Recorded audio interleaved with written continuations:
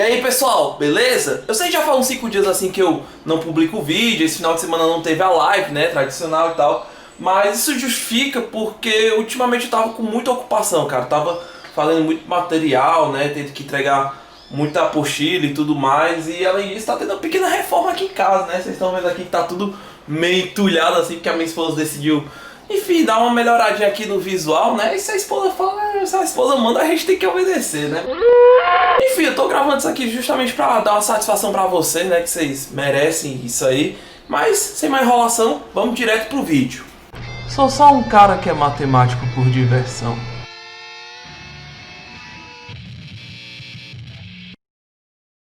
E aí, amigo internauta, beleza?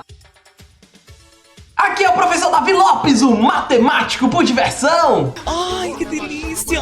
E galera, vamos continuar aqui a série de resoluções das provas da OBM 2015, né? Eu tô pegando tudo quanto é nível, tudo quanto é questão, nível 1, nível 2, né? E agora também vou pegar nível U, né? Que infelizmente é um nível assim que você quase não encontra material por aí, tudo, mas no matemático por diversão você encontra com exclusividade as soluções da questão antes mesmo da Eureka sair, né? Até porque aqui eu busco fazer um trabalho que busca agradar você, amigo internauta. Tá estudando aí para as Olimpíadas Universitárias, né? Tá querendo saber como é que eu posso fazer para poder ganhar uma medalha na OBM e tudo mais, né? Eu acho que esse vídeo aí tem muito a agregar e ajudar você, né? Verdade. E falando em ajudar, me ajude, amigo internauta! Já aproveita aí, deixa o like no vídeo, tá certo? Se inscreva no canal e junte-se aos mais de 2.000 matemáticos por diversão. Ativa o sininho para não perder mais nenhum vídeo novo e compartilhe esse canal com os amigos, né? Para poder eles descobrir também um canal que busca ajudá-los aí, né? Em ITA, IME, né? Como é o caso do curso de Trigonomagia e a Olimpíada também, como são essas resoluções aí das provas da OBM. Conto muito com a sua força para o nosso canalzinho crescer cada vez mais e ajudar cada vez mais amigos internautas por aí, né? Mas enfim, vamos começar aqui a resolver essa questão, cujo enunciado é esse daqui, bem curtinho, como vocês estão vendo, que diz o seguinte, certo? Encontre todas as funções f dos reais nos reais, tais que isso aqui ocorre para todos os números reais x e y, né? Aí o cara olha assim, meu irmão, o negócio aqui eu posso substituir qualquer valor real, então como é que eu vou adivinhar a função? Se eu tenho uma infinitude aqui de possibilidades para jogar o x e y, eu tenho que fazer infinitos testes e tal, como é que eu vou fazer esse tipo de questão envolvendo equação funcional? Não sei. Então acompanhe esse vídeo aqui que você vai aprender uns bizus muito legais. Só bora!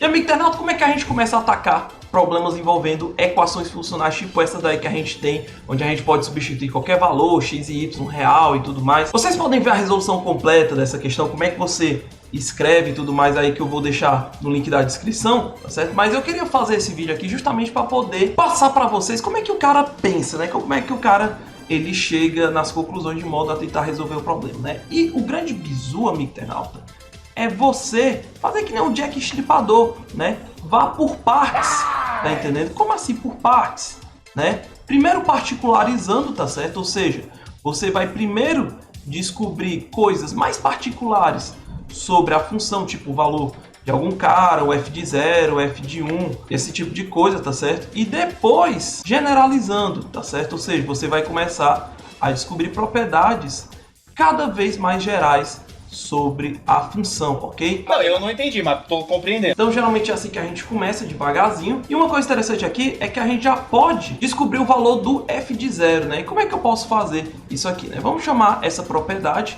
da propriedade associada ao x e o y, né? Nós sabemos que essa propriedade, essa igualdade, ela é verdadeira. E à medida que eu vou atribuindo valores particulares de x e de y, eu vou obtendo novas informações, né? Então você vai falando que nem um detetive, tá entendendo? Você vai começando ali, vendo umas pistazinhas, um grãozinho de areia ali, aí você vai seguindo o rastro da trilha e logo logo você vai resolver esse mistério, né? Então para começar aqui, ó, vamos jogar todos os valores iguais a zero, né? Porque aí, ó, eu cancelo esse cara com esse aqui e obtenho uma coisa interessante. Então, o primeiro ponto aqui que a gente pode fazer é analisar a propriedade associada aqui ao 0 e 0, né? Porque aqui a gente vai ter f de 0 mais 0 ao quadrado, isso aqui vai ser f de 0 mais f de 0 ao quadrado, né? 0 mais 0 ao quadrado dá 0. Então, esse f de 0 cancela com esse. É que a gente tem que 0 é f de 0 ao quadrado, né? E como a gente está nos reais, isso significa que o f de 0 ele é igual a 0, né? Então, a nossa primeira informação aqui a gente já descobriu. Talvez ela seja útil para descobrir outras coisas, né? E como é que eu posso fazer para poder ir generalizando? Você não vai generalizar de uma vez não, tá certo, amigo? Você vai generalizando aos poucos, ok? E aqui uma ideia bem interessante seria, ao invés de botar o y igual a zero, botar o x igual a zero e deixar o y variar livremente. Por quê? Porque se eu coloco o y igual a zero, eu vou ter o quê? F de x igual a f de x mais f de zero ao quadrado, que dá f de x, ou seja, esse cara é igual a ele mesmo, né? Então não parece uma boa zerar o y. Mas zerando o x, eu obtenho uma coisa igual a outra coisa que não é tão diferente assim, certo? Mas que pode nos dar uma relação. Então se eu aplicar a propriedade associada ao zero e ao y, eu vou acabar tendo que f de 0 mais y ao quadrado, isso aqui vai ser f de 0 mais f de y ao quadrado. Na verdade, aqui o quadrado ele fica aqui fora, né? Mas enfim, como a gente sabe que isso aqui é zero, né? E o 0 mais y2 dá y2, então a gente vai ter que f de y2, isso aqui vai ser f de y ao quadrado, né? Isso aqui vale para todo y real. Por quê? Porque essa minha propriedade vale para todo x real e todo y real. Se eu fiz o x ser constante igual a zero, o y pode estar variando, ok? Então, vamos guardar essa informação aqui, que ela vai ser interessante daqui para frente, né? Aí, assim, essa substituição aqui do 0y, a gente buscou zerar esse rapaz aqui, né? Para poder obter uma relação, né? Mas que tal se a gente zerar esse númerozinho aqui, né? Então, o que é que eu vou fazer, né? Eu vou tentar zerar esse cara aqui, para isso aqui dar zero, e a gente de repente obter uma relação. Só que o problema é que esse número aqui, ele é não negativo, ok? Então, o que é que eu vou fazer? Eu vou botar o x aqui para ser um valor não negativo, né? Vou botar ele para ser menos alguma coisa não negativo, para tentar cancelar com esse cara aqui. Então, vamos supor aqui que a gente tem um número maior do que igual a zero. A gente vai acabar tendo que, quando a gente olha, né, o p, aí a ideia é cancelar esse cara com esse. Então, eu coloco aqui menos a, ok? E bem aqui, eu quero que esse cara dê a, ou seja, o meu y teria que ser a raiz quadrada de a, né? Por isso que eu estou considerando o cara maior do que igual a zero, né? Então aqui a gente vai ter o que? Vai ficar f de menos a mais a raiz de a ao quadrado. Isso aqui vai ser f do menos a mais f da raiz de a ao quadrado, né? Só que raiz de a ao quadrado, isso aqui vai ser o a, então esse cara cancela com esse.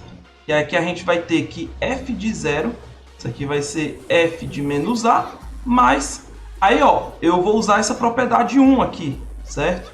Vou usar a propriedade 1, botar esse cara para dentro, f da raiz de a ao quadrado. Então, isso aqui, a gente vai acabar dando o que, né? O f de zero, ele é zero, isso aqui vai ficar f de menos a, mais f do raiz de a ao quadrado, fica a, né? Então isso significa que f de a, passando esse cara aqui para o outro lado, isso aqui vai ser menos f de menos a, para todo a maior do que ou igual a zero, né? Então assim, a gente acabou de provar que f é uma função ímpar, né? Ou seja, ela é simétrica em relação à origem, né? Ou seja, o valor de um cara negativo aqui, ele vai ser o oposto do seu valor correspondente, só que do lado positivo, né? Então, essa relação aqui, ela pode ser bem interessante, justamente para a gente poder alternar entre positivo e negativo, né? Ou seja, né, se a gente encontrar o valor do f para os caras positivos, a gente já acha o dos valores negativos de graça, né? Só inverter o sinal que aí já era, né? Então, isso aqui é uma equação interessante porque nos permite reduzir o nosso problema à metade, assim, né? Agora só falta um número infinito de caras. Positivo mais infinito, né? Mas enfim, já é alguma coisa, né? Ué. E lembrando, amigo internauta, o problema de equação funcional é assim mesmo, né? Você vai ganhando terreno pouco a pouco, vai achando uma relaçãozinha, outra, tentando substituir. Então, uma dica boa aí pra você fica o seguinte: procure testar valores particulares, né? Procure ir devagarzinho e tal, mas claro, tem uma hora que você vai ter que usar um pouco mais, tá certo? Mas procure ter paciência, procure escrever suas equações de maneira organizada, tá certo? Que eu tenho certeza que ao fazer isso, eventualmente, você vai conseguir desenrolar as questões, beleza? Bom, amigo internauta, então aqui eu já resumi tudo que a gente já achou, né? O f de zero, esse lance aqui do pôr o quadrado para fora, o fato do f ser ímpar também, né? E aí você percebe uma coisa interessante. Aqui, ó, eu tenho esse f de y ao quadrado aqui. E como isso aqui é um número real, isso aqui vai ser maior do que ou igual a zero, né? Então a gente pode usar isso aí como uma vantagem para poder trabalhar com desigualdades. E quem sabe a gente provar que a nossa função, ela é crescente, tá certo? Ou não decrescente. Então, o que eu vou fazer? Vamos supor aqui que eu tenha dois números, u maior do que v.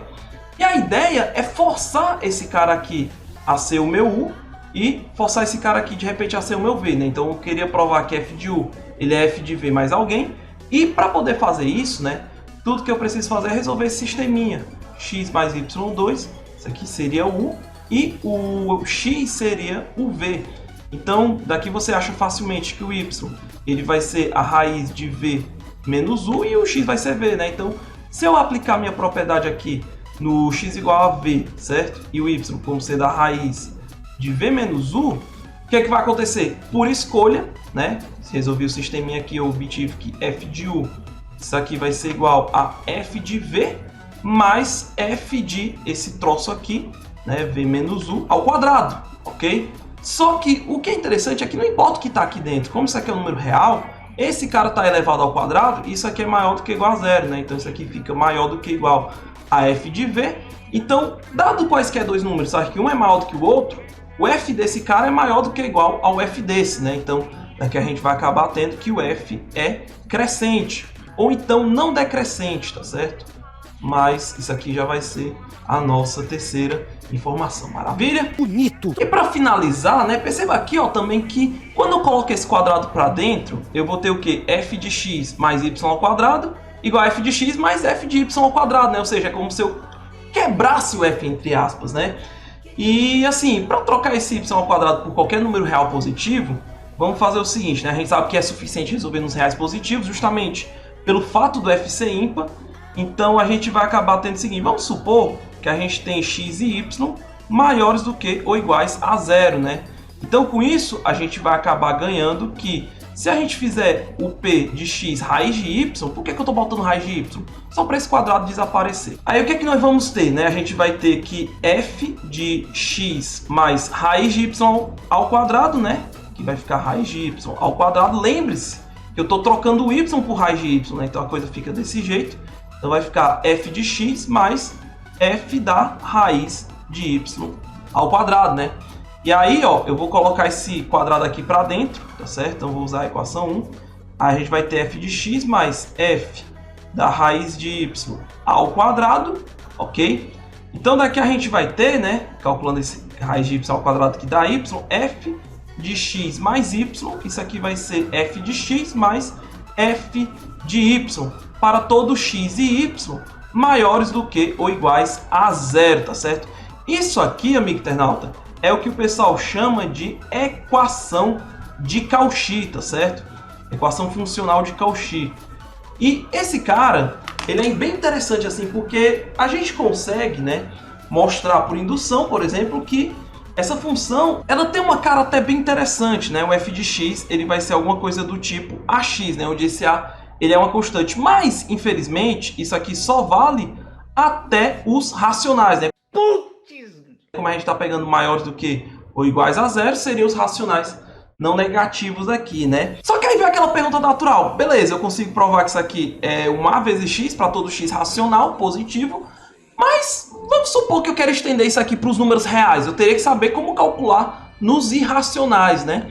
E aí o cara olha assim e fica pensando, meu Deus, né? Será que deve utilizar alguma coisa assim como continuidade, crescimento e tudo mais? E assim, amigo internauta, se vocês forem ver o link aí que eu deixei da Wikipédia, né? Do artigo da Wikipédia na descrição, vocês vão ver que tem outras soluções que são muito doidas, cara, assim, que por incrível que pareça satisfaz esse problema para todos os números reais, mas que foge dessa regra longe dos racionais, né? E assim, bicho, quando tu vê essas soluções aí você vai entender por que quem tem matemática não precisa de maconha, né? Porque a viagem é muito doida mesmo. É verdade. Enfim, né? Deixando esse papai de maconha de lado e tal, vamos voltar aqui pra questão, tá ligado? Que a viagem aqui é mais doida, né? Porque o que a gente tem? A gente tem uma equação de Cauchy, a gente já sabe que isso aqui vai ser a vezes x para todo racional positivo, tem no link que eu coloquei aí a demonstração, tá certo? Só que aí como é que a gente pode estender isso aqui dos racionais positivos para todos os reais, né? A gente vai usar basicamente duas ferramentas. A gente vai usar o fato de que f é crescente e a gente vai usar o fato de que f é ímpar, né? Por quê? A gente vai usar o f crescente para poder estender isso aqui para os reais não negativos. Só que aí a gente sabe que os positivos, eles são os negativos trocados de sinal. Então a gente encontra os negativos também E aí com isso a gente acaba resolvendo o problema, tá certo, pessoal? E agora, né, como é que a gente faz a extensão dos racionais para os irracionais, né, usando crescimento e tal? A ideia, amigo internauta, é você pegar esse x aqui e considerar duas sequências de números racionais que o limitem tanto pela esquerda quanto pela direita, tá certo? Então aqui, vamos pegar aqui duas sequências, sei lá, AN aqui, certo? E BN aqui, sequências de racionais, ok? De tal modo que a gente tenha o seguinte, que o AN, isso aqui seja menor do que o X, que seja menor do que o BN, certo? Para todo N natural. E além disso, a gente tem aqui os limites desses caras, certo? Quando o N vai para o infinito, ou seja, tanto do AN quanto do BN, esses limites aqui eles convergem, certo? Para... Esse celular é foda, meu. Mas enfim, esses limites aqui convergem para o valor de x, tá certo? Ou seja, eu estou pegando aqui sequências de racionais que vão entrincheirando cada vez mais o x, né? E como é que eu posso pegar, por exemplo, esse tipo de sequência? Sei lá, você pode pegar o x aqui e olhar a representação decimal dele, né? Sei lá, vamos supor aqui que ele tem alguma representação decimal do tipo xn-1 até x1, x0, aí depois da vírgula fica x-1, x-2, enfim, né? E aí o que é que você pode fazer? Você pode pegar o teu AN como sendo cada vez mais uma aproximação aqui, ó, por decimais. Então, por exemplo, o teu A1 ele pode ser esse cara junto com essa primeira parte após a vírgula. O teu A2 pode ser essa segunda parte aqui junto com a vírgula e assim por diante. E o teu B pode ser acrescentando mais um número aqui após a vírgula. Um possível vai 1, claro, né? Mas, enfim, é uma maneira de você escolher o AN e o BN, né? Justamente olhando a representação decimal do x, ok? Mas voltando aqui, o que, que a gente sabe? Dessa condiçãozinha bem aqui, usando o crescimento, né, usando que o f é crescente, a gente vai acabar tendo o seguinte, né, que foi a condição 3 lá. A gente vai ter que o f de AN, isso aqui vai ser menor do que ou igual que o f de x, vai ser menor do que ou igual que o f de BN, né?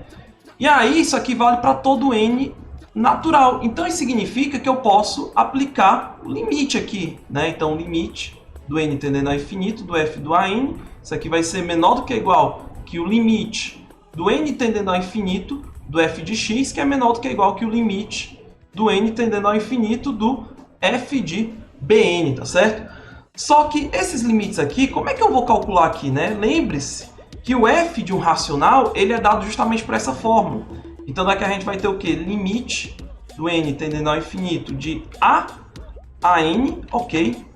Isso aqui vai ser menor do que ou igual que o limite do n tendendo ao infinito do f de x, que é menor do que ou igual que o limite do n tendendo ao infinito do a b índice n, ok? Só que a gente botou esses racionais aqui de modo que esses racionais convirjam para esse irracional. Isso aqui a gente pode até provar que existe, né? Tem até uma coisa interessante, se vocês quiserem ler depois, é sobre os cortes de Dedekind, tá certo? Acho que é assim que se pronuncia, sei lá. Vocês podem pesquisar sobre isso aí e ver aí com detalhes a demonstração da existência desses caras, tá certo? Mas o fato é, como esses caras aqui, eles têm um limite indo para x, esse primeiro limite, ele vai ficar o quê? Esse cara é constante, então fica a vezes x, menor do que ou igual. O f de x, ele não depende do n, certo? Então esse limite é o próprio f de x, que ele é constante em relação a n, né? Isso aqui vai ficar menor do que ou igual que a constante, e esse cara converge para x, a vezes x. Pô, então se o f de x é maior do que ou igual que o ax e ao mesmo tempo menor do que ou igual, isso significa que ele é exatamente igual ao ax, né? Então daqui a gente tem que o f de x ele vai ser a vezes x para todo x real positivo, né? Ou até o zero também, né? A gente sabe que f de 0 é 0.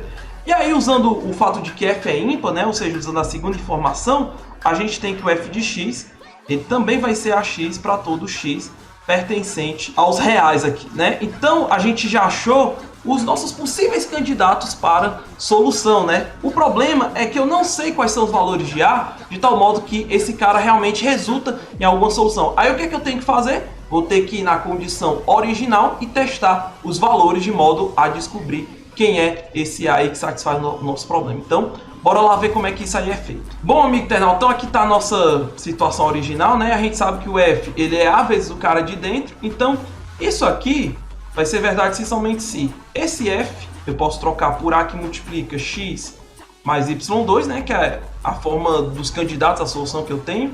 Isso aqui vai ser a vezes x, f de x, mais a vezes y ao quadrado, né? Então, daqui a gente tem o quê, né? Isso aqui é verdade se somente se ax mais ay ao quadrado for igual ao ax mais a ao quadrado y ao quadrado, né? Então, a gente pode cancelar esse ax, ó.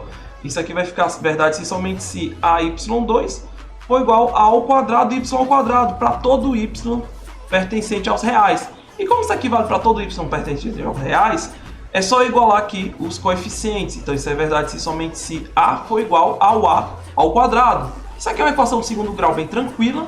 O a ele vai ser igual a 1 ou 0, tá certo? Então eu tenho essas duas possibilidades. Então a conclusão que eu chego aqui, tá certo? É que eu tenho basicamente duas funções que resolvem o meu problema, que é o f de x igual a 1 vezes x, que é a mesma coisa que o x, certo? Para todo x real, lembre-se que esse a ela é uma constante que vale para todo real, né? A gente colocou f de x como sendo ax aqui para todo x real, tá certo? Ou então, o meu f de x ele vai ser 0 vezes x, que isso aqui vai dar a função nula para todo x pertencente aos reais. Então, problema resolvido, encontramos que existem exatamente duas funções e tá aí de forma explícita, e a explicação toda é justamente o motivo pelo qual só existem elas duas, né? Ou seja, a demonstração. Agora todas as peças se encaixaram. E amigo internautas, você assistiu esse vídeo aqui até o fim, cara, muito obrigado, né? Muito obrigado aí pelo like, pela inscrição no canal, ter compartilhado com a galera, por ter assistido esse vídeo todinho, né? Apreciado os limites, né? A equação de Cauchy, crescimento, técnicas de equações funcionais, técnicas mais avançadas assim que caem na Olimpíada Universitária e que também caem no OBM de nível 3, né? Acho que essa questão poderia se encaixar muito bem nos dois níveis aí, então acaba sendo um bom treinamento para a galera do ensino médio também, né? Mas enfim, questão bem bacana, né? Mas com solução relativamente simples, embora técnica, mas espero que vocês tenham gostado, né, dessa resolução e até o próximo vídeo resolvendo questões aí de OBM, beleza? Valeu, pessoal! Um abraço!